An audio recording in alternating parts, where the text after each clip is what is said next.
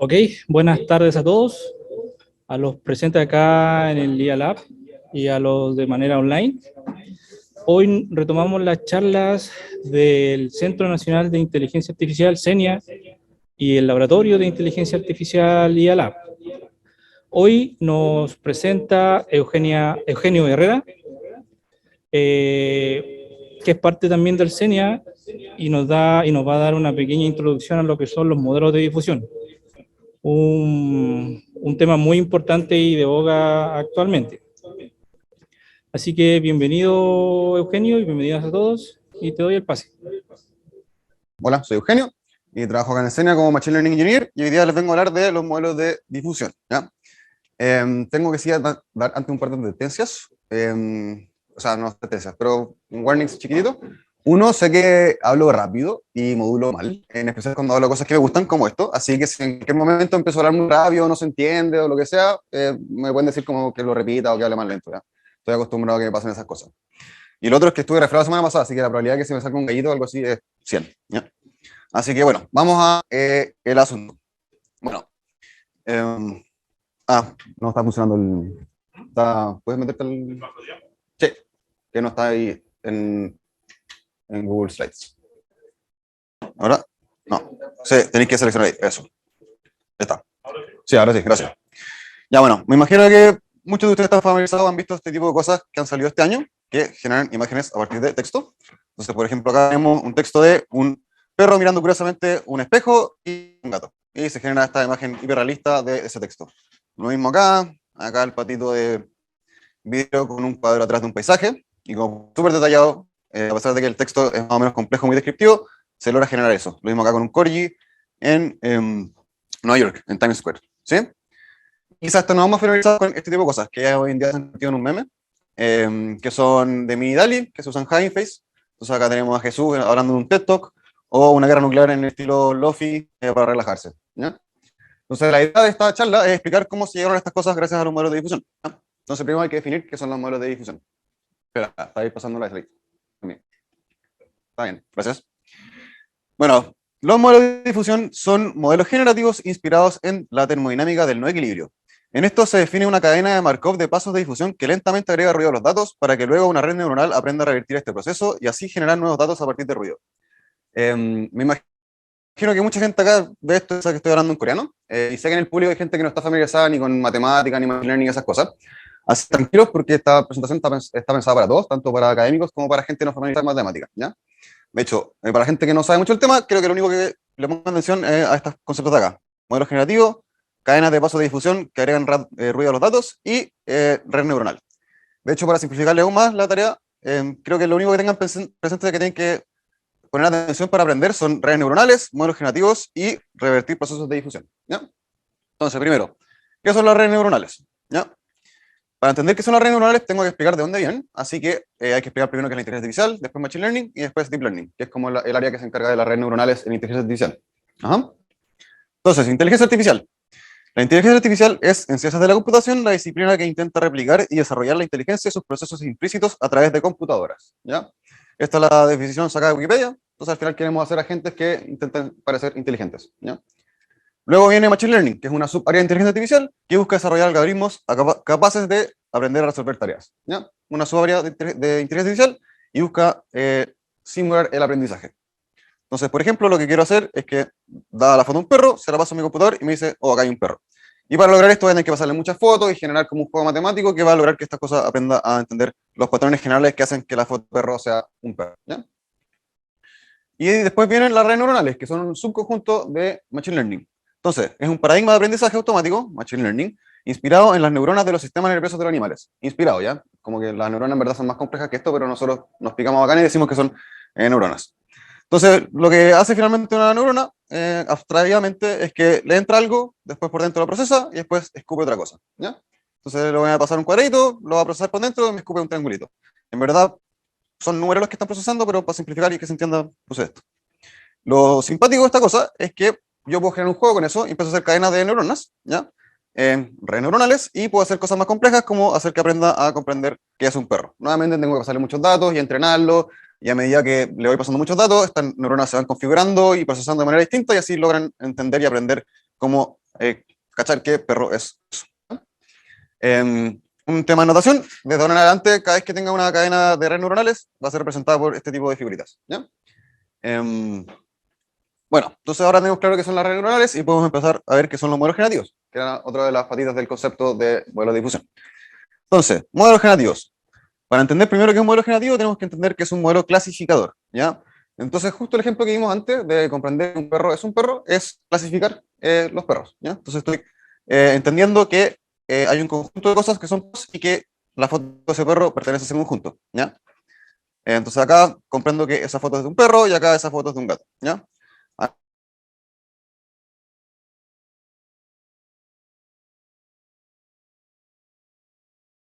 Acá para el perro pasa por la red neural y me dice perro, es lo mismo que está acá. Lo que está dentro de F, que es la gema funcional, es esto acá, y después lo que escupe es lo que escupe acá, ¿ya? Para que entendamos el lenguaje de cómo se explica estas cosas para la gente no familiarizada con ellas. Ya, otra cosa que va a ser importante para esta presentación, para que tengan presente, es que voy a en algunas partes poner ecuaciones matemáticas y todo, y dado que hay gente que no está muy familiarizada con esto, les dejé este marquito gris para que sepan que esta parte no es tan necesaria que la entiendan, no le pongan tanta atención, si es que no es tan necesario entenderla para entender la parte general de la presentación. Esto es para la gente más matemática que quiere entender el tema. Entonces acá estoy usando una notación más flexible, pero va a explicar qué son los modelos clasificables. Entonces al final quiero aprender qué pertenece a un conjunto, que en verdad es una distribución. Entonces lo que estoy haciendo es entrenar una red o una función que dado un X, quiero saber que ese X pertenece a esa función o conjunto. ¿Ya? Entonces ahora los modelos generativos, si es que los modelos clasificadores eran cosas que querían entender que algo era un conjunto, lo que quiero hacer es generar cosas propias de ese conjunto. ¿Ya? Entonces acá la tarea es un poco distinta, ya que dado al pasarle algo a la red, lo que yo quiero es que esta red me entregue una cosa perteneciente al conjunto. Por ejemplo, acá, fotos de perros. ¿Ya? Entonces, acá, por ejemplo, voy a pasar un set de números y a partir de eso la red me va a generar fotos de perros. Y generó fotos de perros y por eso es modelo generativo. ¿Ya? Entonces, matemáticamente lo que quiero hacer es entrenar una red que, dado algo, o la red en sí, en verdad, me represente la distribución de datos, o el conjunto en sí. ¿Ya? Entonces, en resumen, modelo clasificador me dice que algo pertenece a un conjunto y modelo generador representa ese conjunto. Y por eso puede generar cosas propias de él, incluso que no haya visto. Y bueno, ahí entendimos lo que son los modelos generativos, así que ahora podemos pasar a lo que son los modelos de difusión. Pero en verdad no, porque para entender bien lo que son los modelos de difusión hay que entender bien de dónde vienen y cuál es su gracia y por qué agarraron vuelo. ¿Ya? Entonces, vamos a ver tres arquitecturas generales o particulares de modelos generativos por encima para entender por qué los modelos de difusión agarraron vuelo y son importantes hoy en día. Entonces, primero los autoencoders, que en verdad no son modelos generativos, pero son bien relevantes para esta presentación. Entonces, perdón, acá debería ser el autoencoders. Pero los autoencoders son una arquitectura de redes neuronales donde se comprime y luego descomprime información, generando así una representación intermedia y comprimida de esta. Entonces, ¿cómo se entiende esto? La idea es que voy a tener dos redes, una que comprime y otra que descomprime información. Le paso una, por ejemplo, a un perrito, me genera acá una representación intermedia, que es más comprimida, de menos información, y después la red que descomprime toma esa información comprimida y la idea es que me devuelva el perrito original. ¿Ya? Entonces la idea de la foto que entra y la que sale sean iguales. ¿Por qué quiero lograr esto? Porque así la representación comprimida de los datos, esa va a ser más rica y más representativa de los datos así, ¿ya? Dado que si es que comprimo esa información, después la puedo descomprimir. Y a pesar de eso, la imagen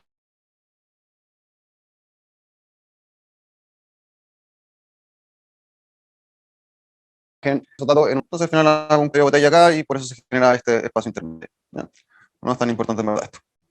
Lo que sí es importante de imagen es para entender lo siguiente, y es que también los autoencoders se pueden usar para este tipo de tareas. Entonces, le paso una imagen que está más o menos dañada, por ejemplo, una señal que ha sido pasada ayer, y la idea es que después la imagen reconstruida sea igual a la imagen original. Entonces aprende a sacar ruido de esta. ¿Ya? Esto va a ser relevante después para entender los modelos de difusión. Luego vienen los variational autoencoders, que vienen de los autoencoders, y al final es una reformulación de la arquitectura de los autoencoders que permite convertirlos en modelos generativos.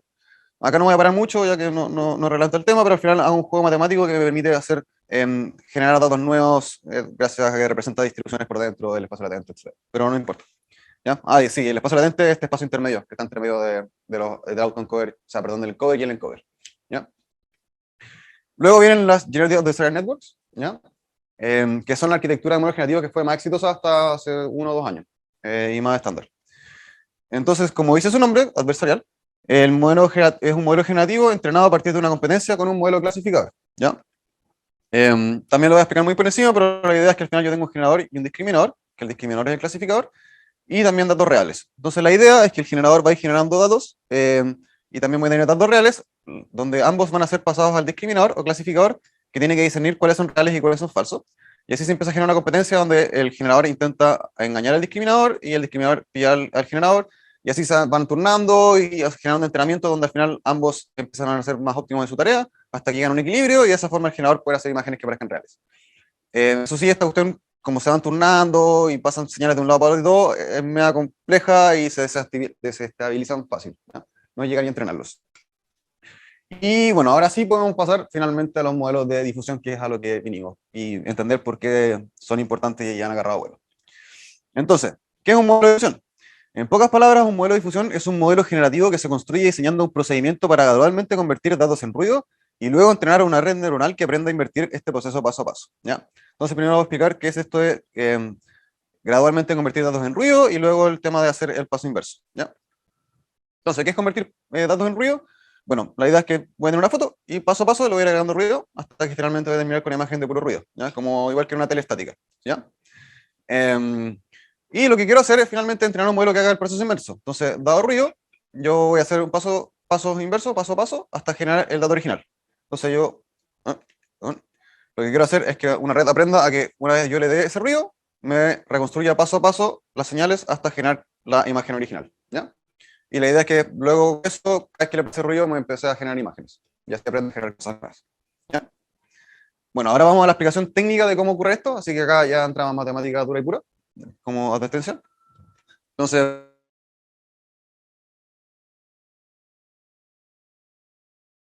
primero, en termodinámica, ¿ya? En no equilibrista, pero aún así tiene muchas interpretaciones distintas y son un área que aún no está definida como, de hecho, representarla matemáticamente. Tiene algo muy curioso, que no he visto en otras áreas, pero cada vez que leí un paper de ella, tiene notaciones distintas, interpretaciones distintas, de hecho, fórmulas distintas, ¿ya? Y por eso mismo tienen nombres distintos y maneras distintas de entenderla, como Denoising Diffusion Probabilistic Model, o DDPM, Score-Based Generative Models, Generative Diffusion Processes, y Energy-Based Models, aunque en verdad en este caso son como un subconjunto de eso, pero se les dice también que son modelos basados en energía. La notación que voy a mostrar a continuación es la basada en este paper, en el DDPM, que fue como en verdad el más importante en los últimos años, salió a finales de 2019, principios de 2020, y fue el que empezó realmente con esta revolución de modelos de difusión, ¿ya? Salió de la Universidad de Berkeley, si mal no recuerdo. Entonces, primero hay que tener un poco de clara notación para entender las fórmulas. Entonces, X0 va a ser la imagen original, en nuestro caso, ¿ya? Y XT va a ser el resultado de agregarle T pasos de ruido. Entonces van a haber T pasos que le voy agregando ruido, y voy a terminar con una imagen de puro ruido, ¿ya? Entonces, usando de ejemplo la secuencia de imagen anterior, X0 sería la imagen del perrito, XT sería puro ruido, y al final X1 sería después del primer paso agregarle ruido, y así, etcétera, ¿ya?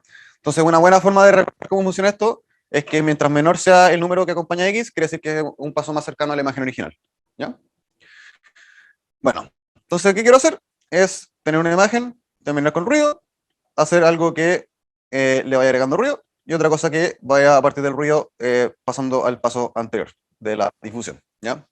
Entonces, formalicemos esto matemáticamente. Primero tenemos el forward process, ¿ya? Entonces, forward process o proceso de difusión vendría siendo el paso que está definido por Q de xt-1, o sea, de menos ruido, a xt, de más ruido, donde mediante la aplicación de ruido gaussiano de una normal, dados estos parámetros, esta medida y esa varianza, voy a generar desde xt-1 a xt, ¿ya? Entonces, finalmente, el proceso de difusión entero yo lo defino como partir de x0 y pasar de x1 hasta xt, ya se me da un gallito, y hacerlo en cadena hasta generar puro ruido, ¿ya?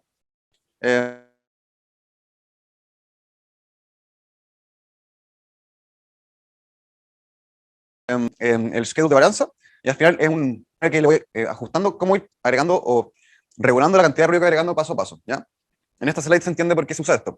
Como pueden ver, acá hay dos procesos de difusión, pero el ruido se agrega en escalas distintas, ¿ya? Entonces, por ejemplo, acá ya a mitad del proceso casi se entiende la señal, y en este se entiende hasta harto más después, ¿ya? En este caso particular, el de arriba usa un schedule lineal, o sea, se agrega ruido de forma lineal, y el de abajo de una forma sinusoidal, que fue uno de los avances que se hizo en el paper de DBM, ¿ya? Y esto sí influye en la capacidad de aprendizaje del modelo de difusión, ¿ya? Así que es importante entenderlo. Bueno, entonces después hay que definir el proceso reverso, ¿ya? Es decir, cómo pasar el ruido a el paso anterior sin tanto ruido. Entonces, acá voy a tener la imagen con ruido, o sea, XT, y generar la imagen anterior, o en la etapa anterior. Y esto también modelando a través de un proceso gaussiano pero inverso, ¿ya? O sea, entender de dónde viene el ruido. Donde los parámetros que queremos aprender son tanto la media como la varianza.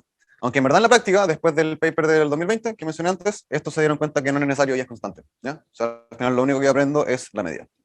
Y entonces lo que quiero aprender es esta cadena de procesos de difusión hasta poder generar a partir de XT hasta llegar a X0, ¿ya? O sea, la imagen sin ruido. Un detalle importante es que XT al final es simplemente una normal, ¿ya? De un cuadrado de puro ruido, ¿sí? Concentrado en 0 y con varianza 1, ¿ya?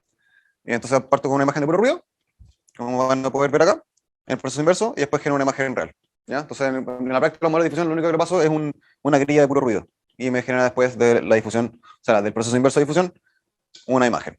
Y así es como puedo generar imágenes nuevas a partir de ruido, ¿ya? Bueno, entonces, ¿cómo se entrena esto? A través de esta pérdida, que como pueden ver es bien compleja.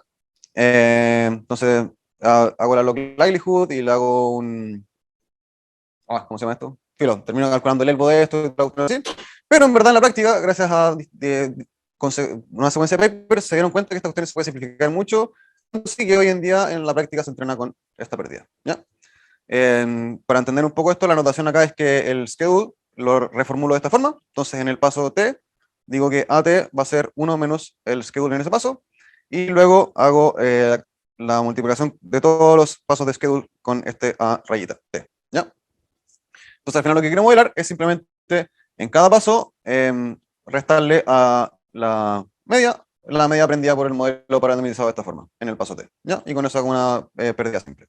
Entonces, acá, como acá pueden ver, esto es una normal, ¿ya? Entonces, los pasamos de esto súper complejo a esto mucho más simple. Y acá quiero detenerme un poco para decir que una de las grandes cosas que me sorprendió al aprender esto es ver que muchos de los avances que se hizo en modelo de difusión fueron justamente porque se metieron matemáticos en el área y cacharon cómo reformular esto para ir sacando cosas de las ecuaciones y todo y hacer que la loss fuera mucho más simple y más rápida de computar. Así que como pueden ver en estas áreas los matemáticos tienen mucho que hacer y aportar, ¿ya? No solo para computines. Bueno, y el algoritmo es amplio, en verdad, entonces es muy simple. Yo simplemente parto con una imagen de puro ruido, ¿ya? Y después voy haciendo paso a paso desde T0 hasta T final, pasándole la imagen original, o sea, la imagen de ruido a mi modelo reverso, después me va a generar la parte xt-1 y así repito el algoritmo hasta llegar a x0, ¿ya? Y entonces, de xt pasos voy a tener una imagen a partir de puro ruido, ¿ya? Eso en pocas palabras. Ahora, la arquitectura de un modelo de difusión hoy en día es súper simple. Se usa la típica UNet, esta red neuronal clásica que inventaron para la medicina. Y el único cambio que se le hizo es que en estas capas de acá se le agregan encodings de posición, ¿ya? Y los encodings de posición son los mismos encodings que se usan en los transformers, estos encodings sinusoidales, y que se lo agregan paralelo a cada capa, ¿ya? La arquitectura de UNet al final es, como primero, parecida a un autoencoder. Voy comprimiendo la información, pero la idea es que también se comparten señales entre las capas como paralelas del encoder y decoder, por así decirlo, ¿ya? Entonces, uno puede notar que esto es muy parecido a un autoencoder. Y por eso decía que era importante tener en cuenta los autoencoders, porque hay gente que dice que de hecho los modelos de difusión son finalmente autoencoders con extra steps, ya que lo único que le voy agregando es un encoding de posición o de steps, ¿ya? Entonces, como acá pueden ver, estoy reconstruyendo una señal de ruido, pero acá simplemente hago desde puro ruido hasta la señal final, ¿ya? Y así lo convertimos en un modelo generativo, de cierta forma. Entonces, ahora comparemos los modelos generativos que hemos visto antes para ver cuál es la gracia de modelos de difusión y por qué agarraron tanto hoy en día, ¿ya? Entonces, una cosa importante para entender esto es este tema del trilema de modelos generativos, que en verdad según yo es un cuatrilema, pero bueno, y es que queremos generar samples de alta calidad que se generen de manera rápida y que cubran modos grandes. Que cubran modos grandes quiere decir que cubran distribuciones altas o conjuntos altos, ¿ya? Porque no es lo mismo aprender a representar un conjunto de perritos, sillas, gatos, etcétera, ¿ya? Es más difícil de hacer. Entonces, como pueden ver acá, las GANs pueden hacer cosas de alta calidad y generarlas rápidamente. Las BAE pueden hacer rápidamente cosas y de alta variedad. Y los modelos de difusión de alta calidad y de alta variedad, ¿ya? Esas son las fortalezas y weaknesses de cada uno. Bueno, en las GANs también hay que reconocer que tienen otra patita más, que es que va encima su espacio latente es semánticamente interpretable. Eso quiere decir que en este espacio intermedio yo sé en cada numerito que representa y puedo manipularlo para justamente así afectar semánticamente de una manera entendible cómo hacer la imagen original. De hecho, muchas de las deepfakes y esas cosas vienen dadas justamente con GANs, gracias a que ellas pueden manipular fácilmente como aspectos de las caras y todo eso de una manera entendible. Y eso es una cosa que no tienen los modelos de difusión. Bueno, acá para comparar y ver en números lo rápido que han agarrado vuelo los modelos de difusión, tengo esta tabla que saqué de Papers with Code, que es una página que toma papers que están implementados, y acá están ordenados por el FID, que es el Preset Inception Distance, que es una métrica para medir qué tan bueno un modelo generativo aprendió la distribución que quiere aprender, ¿ya? Entonces acá un número menor quiere decir que es mejor su resultado. Y como pueden ver hoy en día el mejor modelo es la StyleGAN, esto es en el dataset de ImageNet, pero ya en esta tabla la mayoría de los modelos que están presentes son de difusión. De hecho hay más modelos de difusión que GANs. Y considerando que los modelos de difusión a partir de solo el 2020 empezaron a desarrollarse fuertemente, no me cabe duda que pronto van a superar a las GANs. Acá hay, si no me equivoco, 3 GANs y como 4 o 5 modelos de difusión. Eso, así que acá se puede ver en números lo rápido que han crecido y el vuelo que están agarrando. Bueno, ahora voy a pasar a dar ejemplos de cosas que se han hecho con modelos de difusión y que son populares, y explicar también su arquitectura por detrás y las innovaciones que han hecho. Como en particular este que está acá, que ya mencioné antes, que es el meme de DALL-E Mini, y que está basado en DALL-E 2 de OpenAI. ¿Ya? Entonces, ¿cuáles son los ejemplos que voy a mencionar? DALL-E 2, imagen y Latent Diffusion. ¿Ya? Entonces, primero DALL-E 2. Acá hay ejemplos de lo que se ha hecho con él. Un tiger en Nueva York andando en skate, un gato vestido de Napoleón y un delfín en el espacio. Imagínense lo complejo que es hacer eso. Yo creo que ni una persona, uno le pide hacer esto en Photoshop y se demoraría horas en hacerlo, y esto lo hacen en cosas de segundos. O sea, el problema que se resolvió es increíble. Entonces, ¿cómo se logró hacer eso? Bueno, OpenAI permitió crear imágenes a partir de texto mediante el uso de modelos de difusión y de clip, ¿ya? Entonces ya tenemos claro que es modelo de difusión, pero voy a tener que mencionar rápidamente qué es clip. Entonces, el clip es un modelo multimodal que reconoce si un par de imágenes y texto corresponden al mismo concepto, ¿ya? Entonces, la idea es que a clip, si le paso una imagen de la torre de Eiffel de noche y el texto de la torre Eiffel de noche, me va a decir, ah, sí, esto es lo mismo, ¿ya? Y si le paso cosas que no parean, me va a decir que no. Obviamente esto no lo hace simplemente, sino que con números y todo, pero para que se entienda lo estoy simplificando. Entonces, ¿cómo funciona la arquitectura de DALL-E 2? Tengo un encoder de texto, que toma el texto, lo paso así a una representación intermedia, donde clip puede hacer el juego de comparar esa representación intermedia con representaciones intermedias de imágenes y decirme si son lo mismo o no. Entonces lo que hicieron los de OpenAI es que entrenaron un encoder de imágenes, ¿ya? Y el encoder de texto, que con eso funciona clip, ¿ya? Y en paralelo hicieron un juego con modelos de difusión. Entonces lo que usan dos difusiones. Una que toma el embedding de texto y lo pasa a el embedding de imagen, y después otro que toma el embedding de imagen pasa a una imagen original. Entonces, al momento de entrenarlo, como yo ya tengo la imagen original, la idea es que el decoder de acá aprenda a reconstruir la imagen original, pero lo bueno es que como puedo tener otros embeddings nuevos, voy a poder aprender a generar imágenes distintas, ¿ya? Puede ser medio complicado, pero bueno, se escapa un poco de la explicación de esta presentación, ir en detalles del modelo. Entonces, lo importante de esto es que al final se usan dos difusiones, ¿ya? Una intermedia y otra acá, entre medio de esto. Bueno, después viene imagen, ¿ya? Que si bien la arquitectura acá es como bien enredada, imagen la gracia que tuvo es que la simplificó caleta, ¿ya? Entonces, acá hay ejemplos de lo que es imagen: un teddy bear nadando en una piscina de manera competitiva, un perrito en una casa de sushi, y acá un oso perezoso con un cofre, ¿ya? Muy feliz. ¿Cómo lograron esto? Bueno, esto lo hizo Google Brain, también un modelo de texto que genera imágenes usando modelo de difusión y T5. Entonces ahora voy a tener que explicar qué es T5. Entonces T5 es un modelo de lenguaje también creado por Google que resuelve text-to-text task. Es decir, recibe un texto y escupe otro, ¿ya? Entonces la traducción de texto es un ejemplo de este tipo de tareas, y la gracia que tiene es que para poder resolver justamente este tipo de tareas tuvo que aprender una representación interna del texto que les estoy pasando, ¿ya? Entonces, por ejemplo, si yo le paso un texto de hola, ¿cómo estás? Y quiero que me devuelva un hi, how are you, en un paso intermedio va a tener que entender que estas dos cosas son lo mismo, ¿no? Como que esa es la esencia del concepto, y al final lo que tengo que hacer es una cosa que me pase del texto a esa esencia intermedia, de esa esencia intermedia a el texto que quiero traducir, o el lenguaje que quiero traducir, ¿ya? Entonces, lo choro que tiene, de que como tengo esta representación intermedia, después la puedo usar para que un modelo de difusión la traduzca a una imagen, ¿ya? Y sin tener que hacer todo este juego que sea clip de tener un modelo multimodal que entiende las cosas. Entonces, el modelo es bien simple. Tengo el encoder de texto, me genera esta representación o embedding intermedia de texto, y después un modelo de difusión se entrena para que al hacer el proceso forward, que quizás me estoy equivocando de palabras, pero ya no me acuerdo, termine justamente en ese embedding de texto, ¿ya? y así entrenándolo con millones y millones y millones de imágenes, termina aprendiendo a interpretar los embeddings de texto o estas representaciones intermedias como imágenes, ¿ya? Dado que como yo ya tengo una imagen que está tagueada, le puedo pasar esta imagen, el texto, voy a tener el embedding, y sé con qué imagen puedo terminar, entonces ha sido un juego matemático que lo voy entrenando. Y luego le acoplo modelos de super resolución, que simplemente hacen que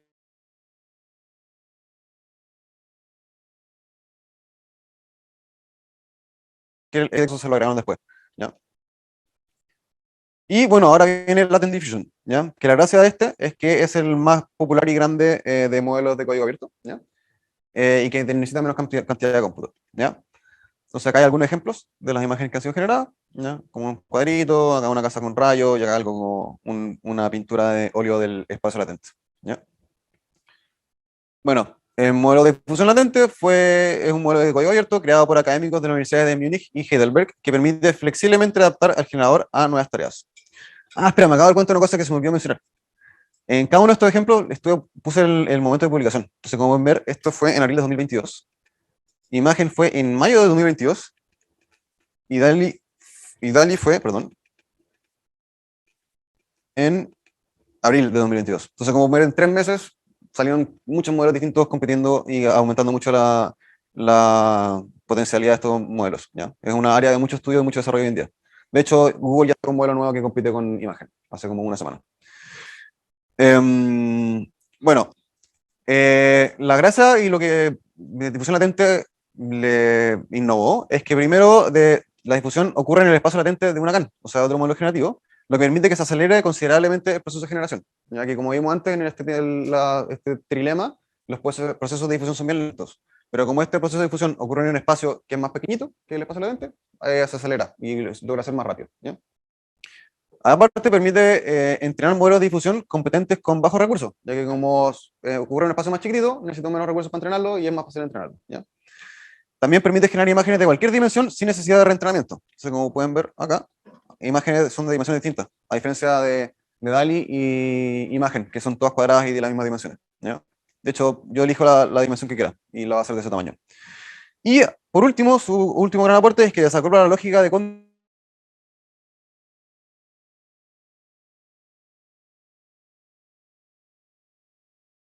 de claro, ¿ya? No está entrenado end-to-end para el mismo task.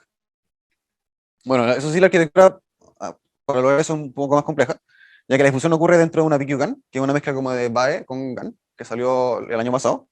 Entonces, acá estamos en el espacio latente de la PQ-GAN, y finalmente la difusión o el forward pass o process ocurre en ese espacio latente, y la unit tiene que aprender a reconstruir las señales dentro de ese espacio latente, ¿ya? Y luego con mecanismos de cross-attention, yo voy a ir condicionando ese proceso de reconstrucción en el espacio latente, ¿ya? Es más complejo, pero gracias a eso también puede tener mayores potencias, ¿ya? Y fortalezas. Y bueno, ahora queda resumir entonces qué son las fortalezas y gracias de estos modelos, ¿ya? Entonces, los modelos de difusión permiten el aprendizaje de extendidas de distribuciones de datos y alta calidad, ¿ya? Su arquitectura es flexible y simple, por lo que se puede acoplar a distintas tareas, ¿ya? Como pueden ver, lo que ocurre en imagen es súper simple generar texto, o sea, imagen a partir de texto, ¿ya?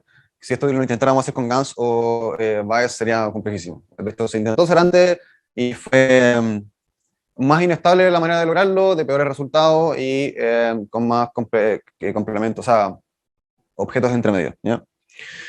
Y lo otro importante es que también son un modelo en desarrollo. Como dije antes, no se ha formalizado de esta manera estándar. De hecho, hace unas semanas salió un nuevo paper de NVIDIA que ya lo reformula otra vez y hay como ya 5 reformulaciones de cómo interpretarlo matemáticamente, o si de manera estadística, modelo de energía, etc. ¿Ya? Y por último, que en verdad esto es por lo que se hicieron famosos, que son el gran motor detrás del tren actual de generación de imágenes a partir de texto, ¿ya? En todo caso, cabe destacar que no solo se puede usar para eso, también se han usado exitosamente y también están de moda en generar señales de audio. Y también para modelos de lenguaje, pero ahí realmente se usa más como para hacer algo con modelos de difusión innovador. Pero no han agarrado todavía fortaleza necesaria. Y no creo que funcione porque las transformers funcionan muy bien ahí. Y eso, esa fue la presentación. No sé si tienen dudas, lo que sea.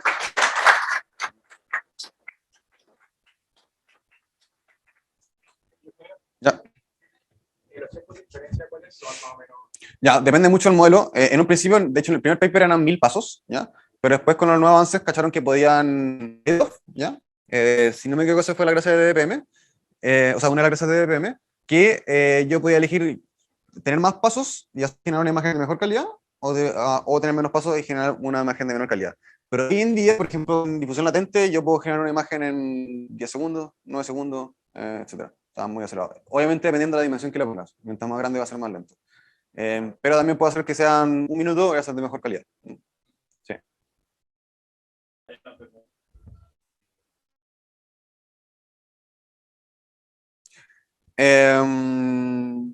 No, tienen que estar pareados. Sí. Sí. O quizás, en todo caso, no estoy 100% seguro, pero yo imagino que sí. Sí. Por lo menos en imagen sí están todos pareados.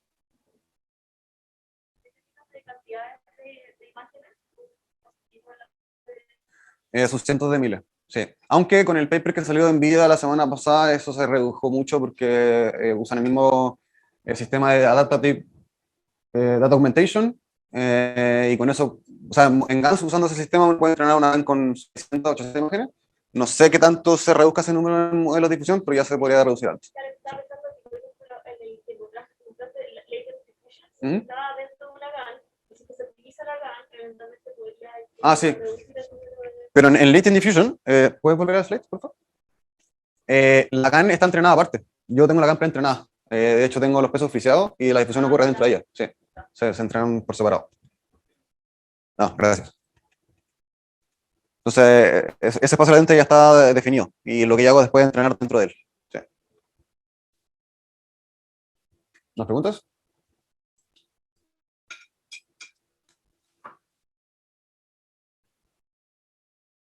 Y no me sobró tiempo.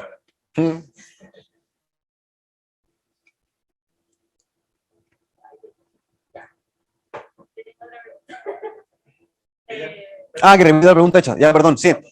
Sí, ya. La primera pregunta que me hicieron fue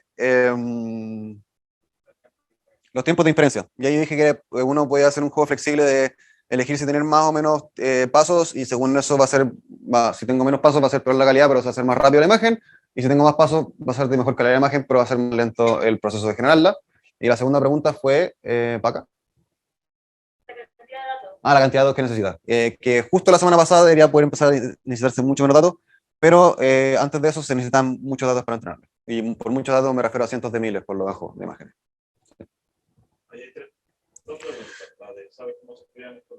¿Sabes cómo se crean estos datos? Sí, ¿no? Porque OpenAI y Google tienen los datos básicamente en su banco propio de datos y nadie sabe cómo los generan. O sea, scrapean internet entero y a partir de eso generan los datos, Pero hay datos públicos. De hecho, el modelo de difusión latente lo entrenan con un dato público que se llama Lion y que se volvió medio estándar. De hecho, Imagen y DALI 2 también usan Lion para hacer benchmarks y compararse unos con otros. Y ese es el modelo multimodal estándar hoy en día, Lion. Hay uno de 5 billones de pares y otro de 400 millones de pares de imágenes. Lo que sí, el de 5 billones son en muchos lenguajes, no solo en inglés y en español. En inglés o sea, no solo en inglés, perdón. Ah, buena pregunta. Sí, dos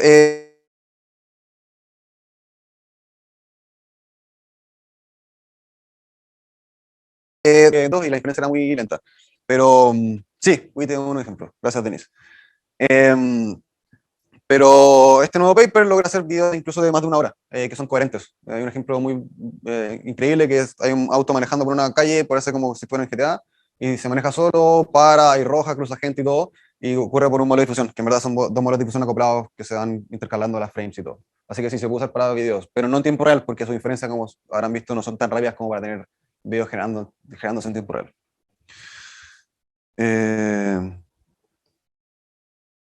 Para comenzar. Buena pregunta. No sé si, no sé si estaría tranquilo respondiendo así o no.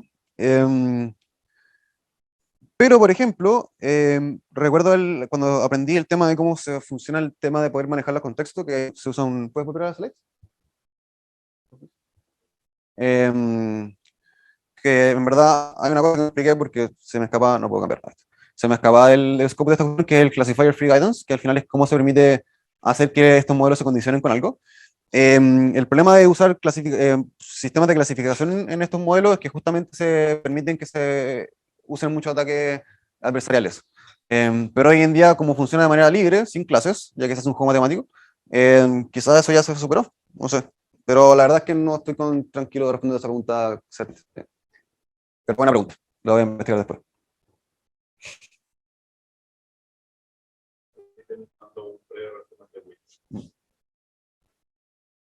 Bueno, si quieren puedo explicar el tema del Classified Amplifiers a la rápida. Es que al principio, para hacer que estos modelos fueran condicionados, entonces, no sé, si quiero el mismo modelo de fusión que aprenda a generar fotos de perros, de gatos, etcétera, de lo que así, lo que yo hago es que tengo preclasificados cuáles son de perros, cuáles son de gatos, etcétera. Y lo que hago es que entonces, cada uno de estos subsets de mis datos van a tener su propia clase, que vendría dado por i, y entonces cada x vendría dado por un i, ¿ya? Y lo que se dieron cuenta es que yo podía entrenarlo como si tuvieran clases, pero dejo una clase que fuera como la clase general, al que le paso simplemente todas las clases, ¿ya? Y generalmente eso en el momento de entrenamiento lo hago como con el 10 o 20% de los datos entregados. Y luego, al momento de inferencia, yo tengo un alfa con el que determino cuánto me importa que venga dado por una clase o no. Y con así puedo hacer juegos de que le aumento mucho la temperatura, como si fuera un modelo de lenguaje, y así se va a condicionar mucho con esa clase. Y se permite que haga imágenes de mejor calidad, ya que aprendo a generar de manera más libre imágenes y condicionadas. ¿Sí? Ese es el juego que está resumido ahí. En verdad, viene de varias ecuaciones y yo puse la ecuación final, así que no se va a entender mucho. Pero si alguien quiere saber cómo funciona, le puedo mandar un artículo que lo explica súper bien.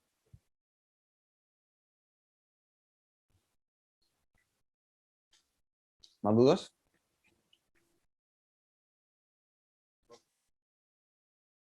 Por el chat. Buena.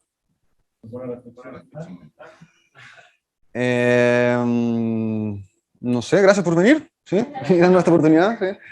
Y se viene un tiempo interesante con estas cosas, ¿sí? Va a cambiar mucho el mundo con estos modelos. ¿Por qué no nos habías dicho que quería que esto se aplicara de cierta forma acá?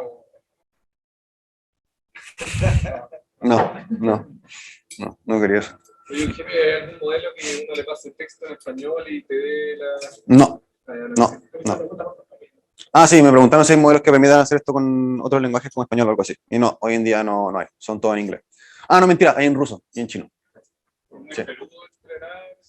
No, o sea, depende del que tú elijas. O sea, Sí. el último dijiste que era más... Es muy fácil de hacerlo. Los datos ya están públicos. Sí. Es cosa de hacerlo primero, ¿no? Muchas gracias.